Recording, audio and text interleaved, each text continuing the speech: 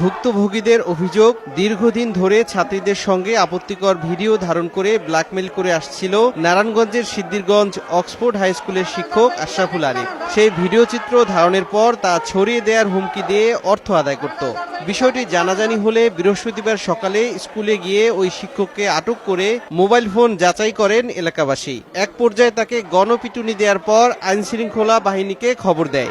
যখন আমরা ওর মোবাইলটা নেওয়ার পরেই 14টা মেয়ের ছবি পাইছি। খুবই এগুলা বলা যেতেছে না ক্যামেরার সামনে। ব্ল্যাকমেইলিং করে মাকে দেখায় ছবি দেখানোর পরে মাকেও ওরা ছাড়ে না, যদি টাকা না দিছে তো মায়েরও দর্শন করছে। এর আগে অনেক অপকর্ম হয়েছে। হেড স্যারকে 10 জন অভিভাবক মিলে কমপ্লেন করছে। হেড স্যার নাকি অভিভাবকদেরকে বলছে যে এটা আমারই প্রতিষ্ঠান, আমি যেভাবে ইচ্ছা সেইভাবে চালাবো। ওনারা যদি এইসব করে তাহলে শিক্ষা দিবে কারা?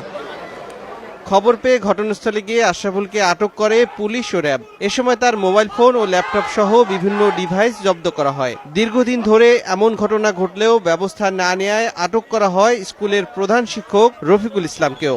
প্রায় 20-এর অধিক স্টুডেন্টের সাথে সে বিভিন্ন কৌশল করে ধর্ষণ করার চিত্র মোবাইলে ধারণ করার ডকুমেন্ট আমরা তার মোবাইল এবং বিভিন্ন ডিভাইসে পাই। স্কুলের যে প্রধান শিক্ষক আছে এই শিক্ষককে সহযোগিতা করেছে বলে আমরা প্রমাণ পেয়েছি।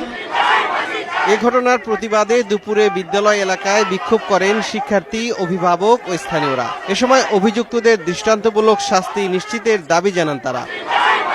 সময় সংবাদ, নারায়ণগঞ্জ।